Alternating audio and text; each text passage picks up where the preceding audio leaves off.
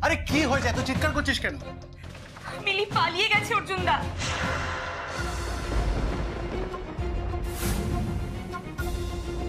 কি? আর বলো না, 2 মিনিটের জন্য ওই ঘর থেকে ওষুধ আনতে গেছিলাম, ব্যাস দরজা খোলাতেই ভেঙে গেছে। তোরা একটু খেয়াল রাখতে পারিস না? আমাকে যাচ্ছ কেন? হ্যাঁ, তুমি তো মানা করেছিলে হাত পা বাঁধতে। আরো খাওয়া মিষ্টি, আরো বাড়াও এনার্জি, ব্যাস বাকি পুরো হয়ে গেছে।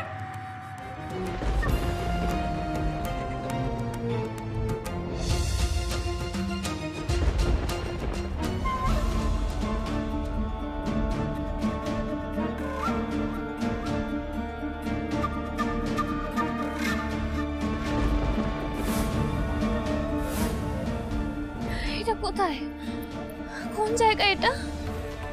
আমি তো কিছুই চিনতে পারছি না, কিছু বুঝতে পারছি না আমি। ঠাকুর, কোন দিকে যাবো আমি এবারে? না না, আমাকে যেভাবেই হোক রাহুলের কাছে যেতে হবে।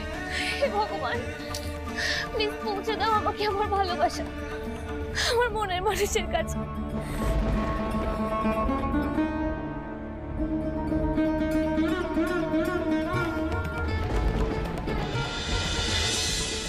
ওনারা দিভাইকে ডাকছেন, আমি দেখে আসছি।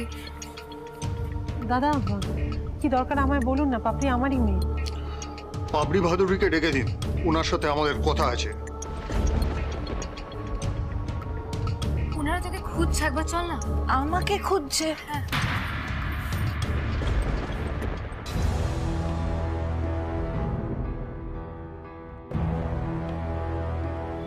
আপনারা আমাকে খুঁজছিলেন?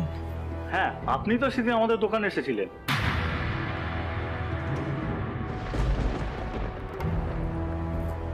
আমি কই না তো। আমি আপনাদের দোকানে কেন যেতে যাব? আমি তো আপনাদের চিনি না। আরে আপনি তো সেদিন বললেন আপনি সিরিয়াল অভিনয় করেন না কেন, আপনাকে খুব সুন্দর মানাবে, আর এর মধ্যে আপনি ভুলে গেলেন। না না, আপনার বোধহয় কোথাও একটা ভুল হচ্ছে। আপনি যে পাপড়ি ভাদুরীকে খুঁজছেন সেটা আমি নই। আমি আপনাকে কেন বলতে যাবো এসব? না না, তা বললে তো হবে না। আমাদের দোকানের সিসিটিভি ফুটেজে আপনার ছবি আছে।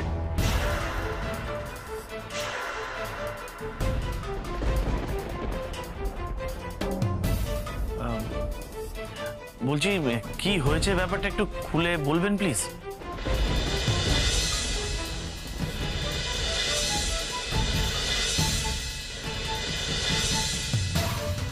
বলছি যে আপনাদের রিটার্ন পলিসিটা কি আছে? না মানে যদি কোনো সাইজে সমস্যা হয় বা অন্য কিছু। আপনি তো ট্রায়াল দিয়ে নিয়েছেন ম্যাম, আশা করি আপনার সাইজে কোনো সমস্যা হবে না। অ্যাকচুয়ালি আমি সেদিন ভীষণ তাড়াহুড়োর মধ্যে ছিলাম তো, সেই জন্য প্রপারলি এটা পরে দেখা হয়নি। পরে গিয়ে যখন দেখছি প্রপারলি ফিট করছে না। আমার এই যে ট্যাগটাও রয়েছে, আমি এটা বার করিনি। আর বিলটাও আছে।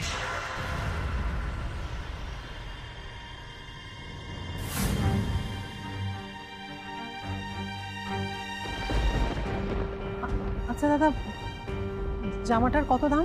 38,000 টাকা দাম।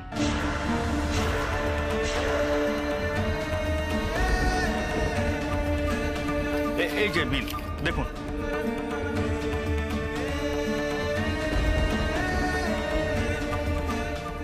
বিলে তো স্পষ্ট আমাদের বাড়ির ঠিকানাই দেওয়া আছে, আর তারিখও দেওয়া রয়েছে।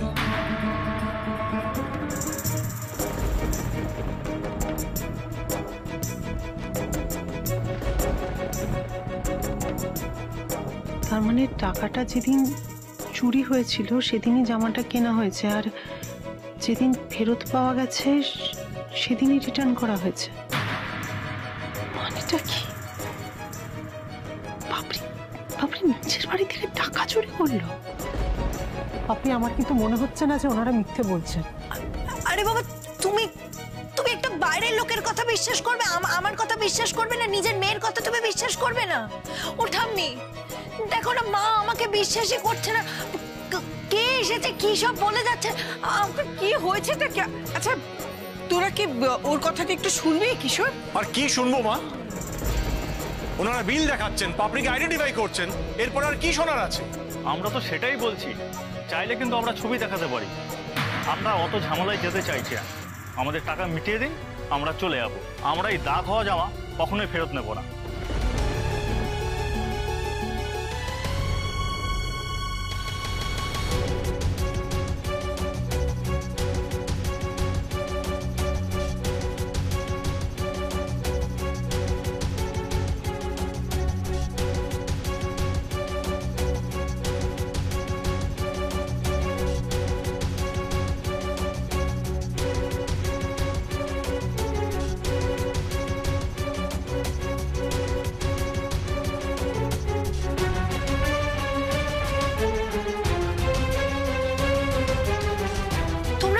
তোমরা আমার কথা কেউ কেন বিশ্বাস করছো না? আমি সত্যি কিছু করিনি মা, আমি সত্যি।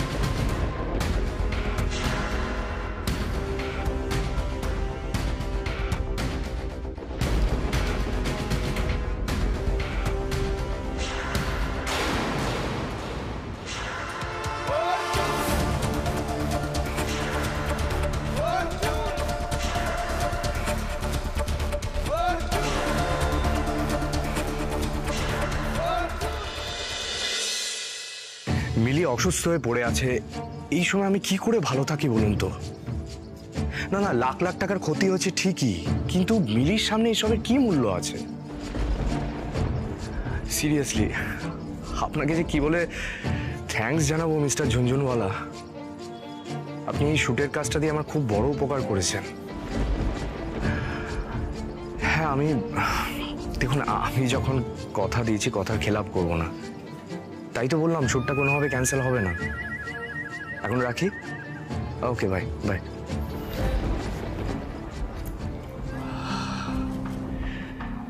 মিলির অসুস্থতার সিম্প্যাথিটাকে বেশ কাজে লাগাতে পারছি। এখন এটাকেই কাজে লাগিয়ে আমাকে বেশ কিছু কাজ তুলে নিতে হবে। হ্যাঁ, বিয়েটা ভেঙে গিয়ে আমার যে ক্ষতি হয়েছে সেই ক্ষতিটা এভাবেই তুলে নিতে হবে আমায়। রাহুল, মম, তুমি এখানে কেন নিয়ে এলে? আমি তো টেবিলেই যাচ্ছিলাম। মাথা খারাপ হয়ে গেছে রাহুল তোমার। তুমি যদি এখন টেবিলে গিয়ে খাও না রাহুল, তাহলে মিলির বম্মা সারা বাড়ি একেবারে মাথায় তুলে ফেলবে। হ্যাঁ, সেটা অবশ্য ভুল বলনি। মিলির শোকে বাড়িতে যা খাওয়া দাওয়া হচ্ছে, ঠিকমতো খেতেও পারছি না।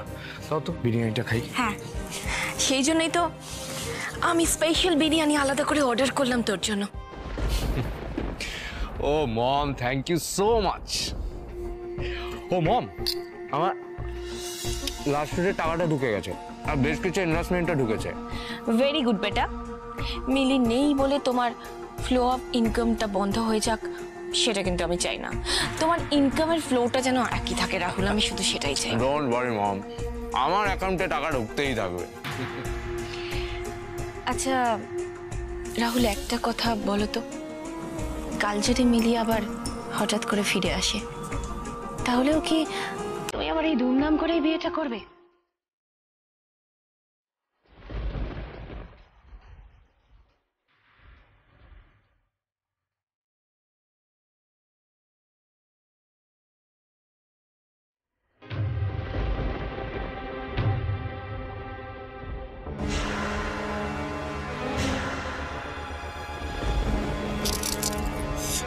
দেখি হাতটা দেখি।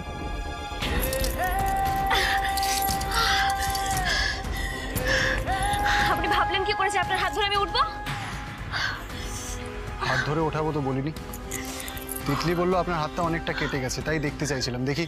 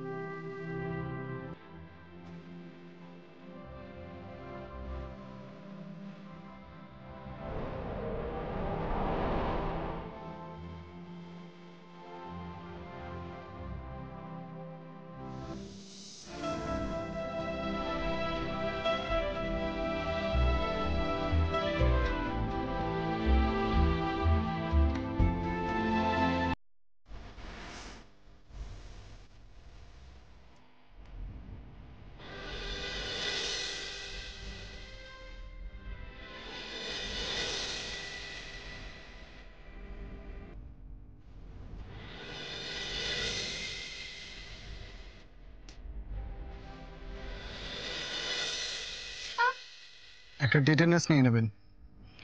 এবার চলুন। আমি আপনার সাথে কোথাও যাবো না, কোথাও না। আরে পালিয়ে যেখানে যাচ্ছিলেন সেখানে যাবেন তো? আমি ছেড়ে দিচ্ছি, গাড়িতে গিয়ে বসুন। আমি রাহুলের কাছে যাব। গাড়িতে উঠুন, আমি আপনাকে রাহুলের কাছে ড্রপ করে দিচ্ছি। এখন চলুন, বসুন। আপনি আপনি আমায় রাহুলের কাছে নিয়ে যাবেন? বলছি তো পৌঁছে দিচ্ছি। আমি বিশ্বাস করি না। নিশ্চয়ই আপনি আবার গাড়িতে তুলে নিয়ে আমাকে আটকে রাখবেন। না, আপনাকে আপনার রাহুলের কাছে এবার দিয়ে আসবো। আপনার ভালো করার চেষ্টা করে আমার ভুল হয়েছে। জোর করে কোনোদিনও কারোর ভালো করা যায় না। আমার ভালো না আপনাকে করতে হবে না, আমি একাই চলে যেতে পারবো। এখানকার রাস্তা চিনতে পারবেন আপনি? কেন পারবো না, আমি নিজেই চলে যাব।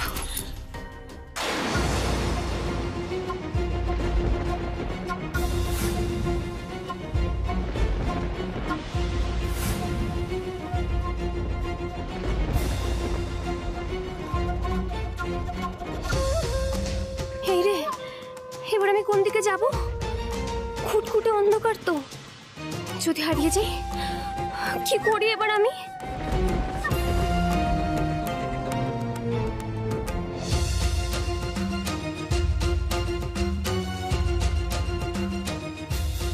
কি হলো, কনফিউজড হয়ে গেলেন তো? বলছিলাম না চিনতে পারবেন না।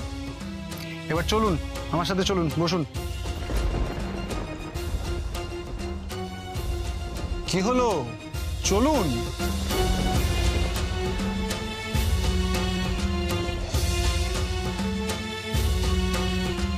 আপনাকে মিথ্যে বলার আমার কোনো উদ্দেশ্য নেই। ধরে নিয়ে যাওয়ার হলে আগের বারের মতনই নিয়ে যেতাম। আর রাহুলের কাছে যেতে হলে আপনাকে কারুর না কারুর হেল্প তো নিতেই হবে। আমি ছাড়া এখানে তেমন কাউকে তো দেখছি না। আমি অন্তত আপনার চেনা শত্রু। কতটা কি করতে পারি আপনি ভালো করেই জানেন। তাছাড়া অচেনা কাউকে কি ভরসা করা ঠিক হবে? আমাকে ভরসা করলে আপনার অন্তত আর হারাবার কিছু নেই। ফলে এত না ভেবে চলুন, গাড়িতে উঠুন, চলুন।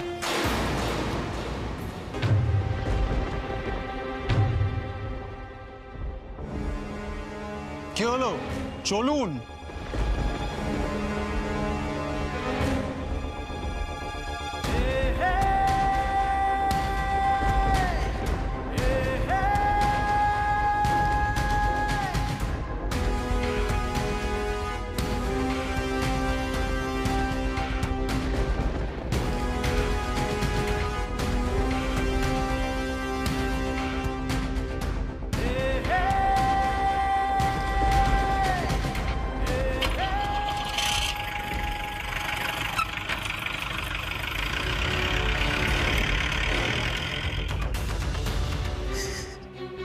আমাকে মারলে মা।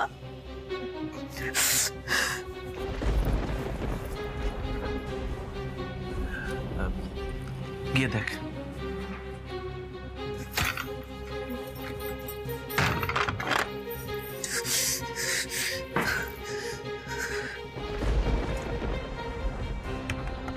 দি ভাই, আই দি ভাই। আরে বাবা, তোর একার ঘর নাকি? আমি রাতে কোথায় শোবো বলতো? দি ভাই। পিউ, পিউ আজ থেকে একদম ওর সঙ্গে তুই শুবি না, আমি বলে দিচ্ছি। ওর সঙ্গে মিশলে তুই একটা চোর তৈরি হবি। না, শুবি না তুই ওর সাথে আজ থেকে। এইসব কথা কেন বলছো? আরে মেয়েটা ছোট্ট একটা ভুল করেছে তাই বলে? ছোট্ট একটা ভুল? এটা ছোট্ট একটা ভুল? চুরি করেছে ও, ওর বাবার টাকা চুরি করে জামা কিনেছে। ওই টাকায় আমার 3 মাসের সংসার খরচ হয়ে যেত। 38,000 টাকা কম কথা নয়। ছি ছি ছি ছি ছি, লজ্জায় আমার মাথা কাটা যাচ্ছে। মেজে খোকা, তোরা সবাই মিলে এরকম করে বলিস না। তোরা তো আগেই দেখছো কি চোর বানিয়ে ফেললি। ওর কথাটা আমাদের শুনতে হবে তো নাকি? কিছুতেই দরজা খুলছে না। আমি কতবার দরজা ধাক্কা দিলাম আর সাড়াও দিচ্ছে না। হ্যাঁ, দরজা বন্ধ করে রেখেছে আর সাড়া দিচ্ছে না।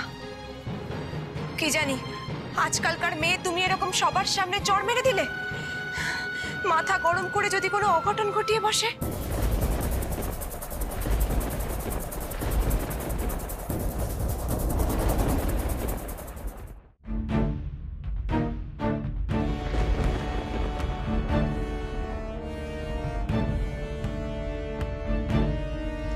বলছি আর কতক্ষণ লাগবে পৌঁছাতে? অনেকক্ষণ হয়ে গেল তো। আসলে বয়াও তো চিন্তা করছে আমার জন্য। নিশ্চয়ই বেচারি কাঁদতে কাঁদতে চোখ ফুলিয়ে ফেলেছে আমার জন্য। শুনুন না, বলছি আর কতক্ষণ লাগবে বলুন না। আমি না তাহলে একবার রাহুলের সাথে দেখা করেই বয়া। রাহুলের কাছে যাওয়ার জন্য এত ছটফটানি? আপনার বাবাও তো আপনাকে হন্যে হয়ে খুঁজছেন, আর আপনার বাবার কাছে না গিয়ে আপনি রাহুলের কাছে যাবেন? আমি রাহুলের কাছেই যাব। কিন্তু কেন? আপনার বাবা তো রাহুলের থেকে আপনার বেশি আপন। তাহলে রাহুলের কাছে কেন যাবেন আপনার বাবার কাছে না গিয়ে? কারণ বাবা আমাকে নিয়ে চিন্তা করলেও একবার আমাকে পেয়ে গেলে আবার সব আগের মতো হয়ে যাবে। মানে? আমি তো মাকে পাইনি কখনো। বাবাই আমার কাছে মা বাবা সব হওয়ার কথা। কিন্তু মা চলে যাওয়ার পর থেকে বাবা শুধু আমার প্রতি শুকনো ডিউটিই করে গেছে। সারাক্ষণ ব্যস্ত থাকতো, সারাক্ষণ শুধু কাজ, কাজের কথা ভাবতো, নিজের ক্যারিয়ার নিয়ে ভাবতো। আমার জন্য বাবার কখনো সময় হয়নি। সেটা তো আপনার কথা ভেবে, আপনার লাক্সারির জন্য, যাতে আপনি ভালো থাকেন। টাকা দিলেই সব হয়ে যায় বুঝি? কাউকে ভালো রাখতে গেলে টাকার পাশাপাশি তাকে ভালোবাসা দিতে হয়, কেয়ার করতে হয়, তার জন্য একটু সময় দিতে হয়। বাবা এগুলো কখনো বোঝেইনি। আপনি জানেন, নান্নি মুখের দিন পর্যন্ত বাবা সারাক্ষণ ফোনে কথা বলে গেছে। আমার খুব কষ্ট হচ্ছিল ওদিনকে, খুব। কিন্তু তাও বাবাকে কিছু বলতে পারিনি আমি। বুঝতে পারছিলাম যে বাবা তো আমার সিকিউরিটির কথা ভেবেই ফোনে কথা বলছে, তাই আর কিছু বলিনি। তাহলে আপনারা তো অভিযোগ কেন? আপনার বাবা তো আপনার কথাই ভাবছিলেন। একমাত্র মেয়ের বিয়ে, বাবার এতটুকু কান্না পেল না? একটু কষ্ট হলো না আমার জন্য বলুন তো?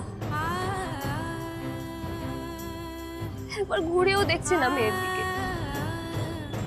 একটু আদর করছে না, একবার মুখ ফুটে বলছেও না যে আমায় মিস করবে। শুধু কর্তব্য পালন করছে তো করছে, করেই যাচ্ছে। আমি তো তেমন কিছু কোনোদিন চাইনি, খুব বেশি আবদারও করিনি। এমনকি জন্মদিনে কখনো দামি পুতুলও চাইনি। শুধু চেয়েছি যে ওই স্পেশাল দিনটায় বাবা সারা সন্ধ্যা আমার সাথে থাকুক, বাবা আর আমি একসাথে হাত ধরে কেক কাটি। কিন্তু সেই ইচ্ছে আমার কোনোদিন পূরণ হয়নি, কারণ বাবা ব্যস্ত, সারাক্ষণ ব্যস্ত বাবা। আমার জন্মদিনের দিনও বাবার আমার জন্য একটুও সময় নেই। চিরকাল বয়া আমাকে বুঝিয়ে বাজিয়ে মিথ্যে সান্ত্বনা দিয়ে আমাকে দিয়ে কেক কাটিয়ে দিত। কিন্তু আমার তো বাবার জন্য কষ্ট হতো, একে একে সবাই চলে যেত, আমিও বাবার জন্য ওয়েট করতে করতে ঘুমিয়ে পড়তাম। তারপর বাবা যখন আসতো তখন অলরেডি আমার জন্মদিন শেষ। বাবা এসে একবার তার মেয়েকে হ্যাপি বার্থডে পর্যন্ত উইশ করতো না। সেখানে রাহুল গোটা পৃথিবীর সামনে চিৎকার করে বলেছে যে ও আমাকে ভালোবাসে। আমার প্রত্যেকটা স্পেশাল দিন মনে রেখে আমাকে সারপ্রাইজ দিয়েছে। ইনফ্যাক্ট আমাদের দেখা হওয়ার 1 মান্থ অ্যানিভার্সারি, প্রপোজ করার 1 মান্থ অ্যানিভার্সারি কিচ্ছু বলেনি। ইচ অ্যান্ড এভরি ডেট মনে রেখে আমাকে সারপ্রাইজ দিয়েছে, সব অকেশনে।